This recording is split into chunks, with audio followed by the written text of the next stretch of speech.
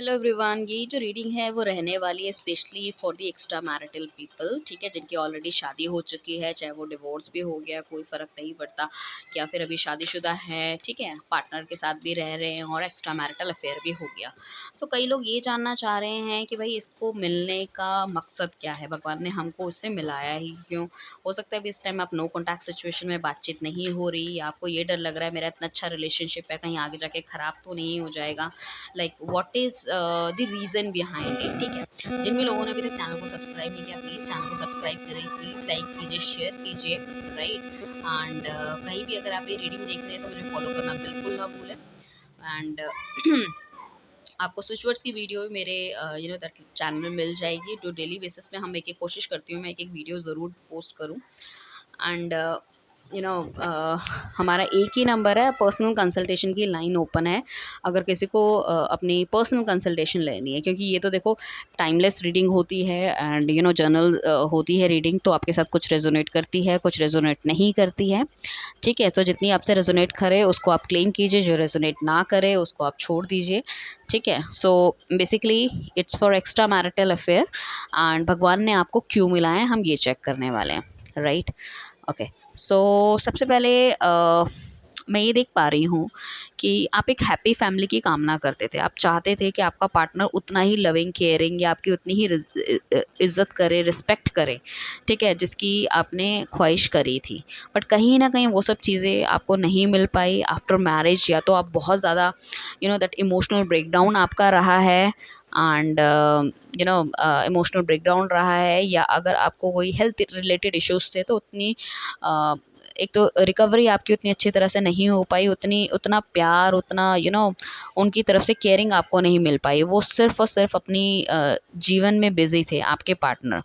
This is the main reason कि आपकी ज़िंदगी में भगवान ने थर्ड पार्टी भेजी है। ठीक है, ताकि वो आपको सपोर्ट कर सके, आपको संभाल सके, आपको चीज़ों को सुधार सके, आपको as a friend, as a guide, as a mentor, ठीक है, आपकी जो भी दिल की भावनाएं आप उनसे खुल के बेझिझक होकर शेयर कर सकें। क्योंकि आपके पति का शायद बहुत ज़्यादा या तो ट्रैवलिंग टूर्स रहा होगा, बाहर आना जाना बहुत ज़्यादा, दैट अपने फ्रेंड सर्कल में पार्टी मनाना, आपको वहाँ पे इंट्रोड्यूस ना करना, आपको उतनी इज्जत ना देना, it could be a reason like so. या फिर आप एक दैट पहले एक मैरिड मैरिड कह रही हूँ, आप एक वर्किंग वुमेन थी और आप दैट वर्किंग वुमेन नहीं है। ये स्पेशली फॉर लेडीज़ मैं बता रही, ये सिंगल ये वाला पॉइंट, ठीक है। सो या फिर आपका पहले बहुत, अगर कोई बंदा भी है तो पहले बहुत ज़्यादा अच्छा काम चलता था, अब उतना अच्छा काम नहीं चलता। So it could be a possibility कि आपकी वाइफ से उतनी आपकी बनती नहीं है, because she need too much that money, name fame from your side, और वो कहीं कहीं ना कहीं आप दे पाने में थोड़े से सक्षम नहीं हो पा रहे हैं। बट आपको ऐसा लगता है कि being a husband and wife हम एक कार के दो पहिए हैं, तो हमें बराबर चलना चाहिए। तो इस वजह से ये एक मेन रीज़न है आपका थर्ड पार्टी में आने का, राइट। सो उसके बाद क्या है कि कहीं ना कहीं या तो आपने काफ़ी ज़्यादा इन्वेस्ट करा था, वो इन्वेस्टमेंट ठीक से नहीं हो पाई, वो चीज़ आगे आप अपनी फैमिली को नहीं बताना चाहते थे, बिकॉज उनकी कहीं ना कहीं बहुत दैट आपसे बहुत ज़्यादा एक्सपेक्टेशन थी कि भाई ये इन्वेस्ट कर रखा है या ये वाला बिजनेस कर रहे हैं तो कुछ बहुत अच्छा होने वाला है। सो ये भी एक रीज़न था कि वो शायद उतना अच्छा नहीं निकल पाया, वो आप बता नहीं पाए। उन सब डिस्कशन के लिए शायद आपको दैट करियर रिलेटेड या कोई बिज़नेस में ही कोई ऐसी लेडी मिल गई है जिनसे आप डील करते होंगे, और कहीं ना कहीं आपका उनके साथ एक्स्ट्रा मैरिटल अफेयर शुरू हो गया।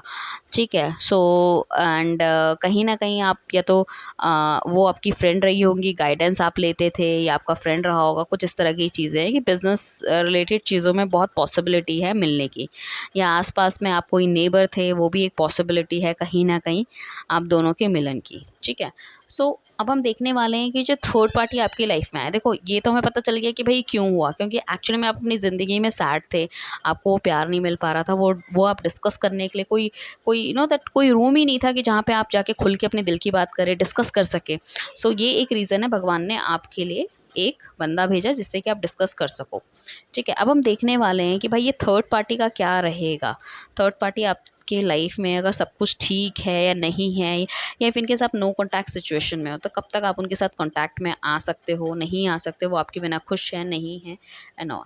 सो मुझे ऐसा लग रहा है थर्ड पार्टी भी ना, देखो पहले तो आपका बहुत अच्छा चला होगा, बट अभी कहीं ना कहीं वो बहुत ही ज़्यादा एक्स्ट्रा मैरिटल जो अफेयर है आपका, वो कहीं ना कहीं बहुत इंडिसिसिव हो रहे हैं, कहीं ना कहीं वो भी आपको बहुत ज़्यादा मिस करते हैं, ठीक है, या आप उनको मिस करते हो बहुत ज़्यादा। इफ़ इन केस अगर आप नो कॉन्टैक्ट सिचुएशन में, आपने सब कुछ भगवान की तरफ छोड़ दिया है क्योंकि आपके हाथों में कुछ नहीं है, या फिर आप उनकी तरफ बढ़ना चाहते हो but you are very conscious कि पता नहीं मुझे बढ़ना चाहिए नहीं बढ़ना चाहिए, या आपने खुद ही बातचीत बंद कर दी, आपको ऐसा लगता है कि भाई मैं अपनी एग्जिस्टिंग शायद फैमिली को मैं ख़राब कर रही हूँ या कर रहा हूँ, उस तरह की चीज़ें भी हो सकती है। सो हम देखेंगे आगे ये जो थर्ड पार्टी है बेसिकली ये जिनके के साथ भी आपका एक्स्ट्रा मैरिटल अफेयर है, इनके साथ रहने क्या वाला है, अच्छे नोट पे ख़त्म होगा या बुरे नोट पे ख़त्म होगा, या ये आपको प्यार करते हैं या नहीं करते हैं। ओके, मुझे ऐसा लग रहा है कहीं ना कहीं अभी सोच विचार करते हुए नज़र आ रहे हैं third party. If in case अगर आप बिल्कुल भी कॉन्टैक्ट में इस टाइम नहीं हो, वो अकेला रहना चाहते हैं, अकेला रहना चाहती हैं, उस तरह की चीज़ें हैं, वो सोच विचार कर रही हैं कि क्या है क्या नहीं है। बट अगर हम प्यार की बात करें तो डेफिनेटली लव इज़ देयर, प्यार तो है, ठीक है। और ये आपका कामिक पार्टनर नहीं है थर्ड पार्टी, जो जिससे भी आप मिले हो, एक्स्ट्रा मैरिटल अफेयर जिससे भी करा है, ये थर्ड पार्टनर कार्मिक पार्टनर नहीं है आपका, ठीक है। सो ऐसा नहीं है कि कुछ गलत करके आपके साथ चला जाएगा, ऐसे नहीं, वो भी आपको प्यार करते इस वजह से बंधे हो। कहीं ना कहीं डिवाइन ने एक लाइफ का एक टाइम आपको ऐसा दिया है कि नेगेटिव फेज से आप निकल के एक चीज़ों को एंजॉय कर सको, एक चीज़ों को डिस्कस कर सको, आपके माइंड को मेंटल पीस मिल सके। सो वो that what I can see. तो मगर मुझे कुछ लोगों के लिए लग रहा है जो भी एक्स्ट्रा मैरिटल अफेयर में है, शायद 25% पॉसिबिलिटी है कि वो शादी के बंधन में भी बंध सकते हैं। हाँ, थोड़ी सी हर्डल्स उनको आती हुई दिख रही है, मुझे डेफिनेटली कुछ ना कुछ हर्डल्स आती हुई दिखेगी, बट कुछ लोगों के पार्टनर उनसे शादी भी कर सकते हैं, पॉसिबिलिटी है कोर्ट मैरिज की, ठीक है ना।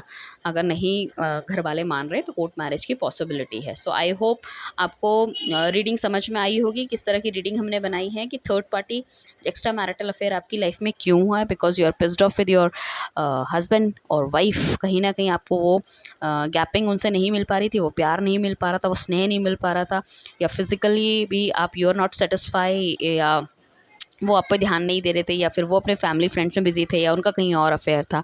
ये वाली चीज़ें भी हो सकती है। सो कहीं हद तक आपने भगवान को सरेंडर किया और आपको लगा कि यार अब जो होता है ठीक है, जिसकी तरफ आप आकर्षित हुए या जिसने आपसे प्यार से दो बात कर ली है और आप उसकी तरफ मोल्ड हो गए।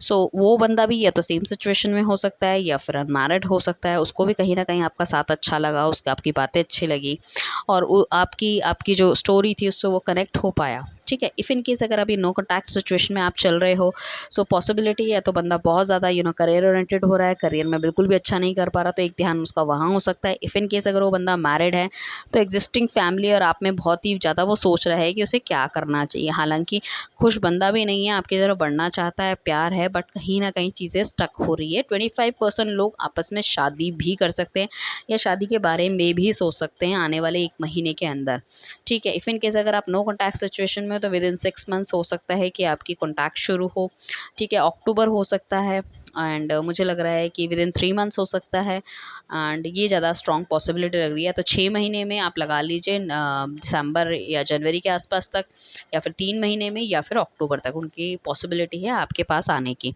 कुछ लोगों के लिए ऐसा हो सकता है कि वो सिर्फ अगर आप नहीं चाहते उनसे शादी करना या मतलब कोई भी कुछ रखना कमिटमेंट वगैरह, तो कुछ लोगों का पार्टनर वैसे भी चलता रहेगा उनके साथ।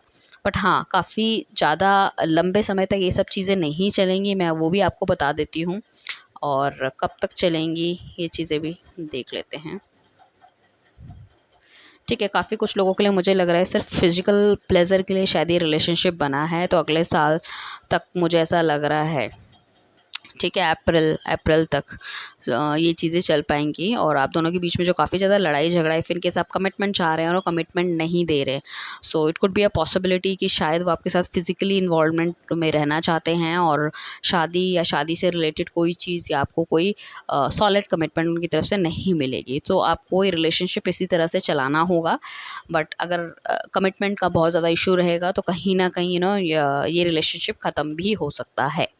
राइट। सो गाइज़ मुझे बताइए कितने पर्सन रीडिंग आपसे रेजोनेट हुई है, एंड आप मुझे बताइए किस तरह की रीडिंग्स आप देना देखना चाहते हैं, तो आप मुझे कमेंट कर सकते हैं ताकि हम उस तरह की रीडिंग्स आपके लिए बनाएँ। Thank you everyone, bye, take care.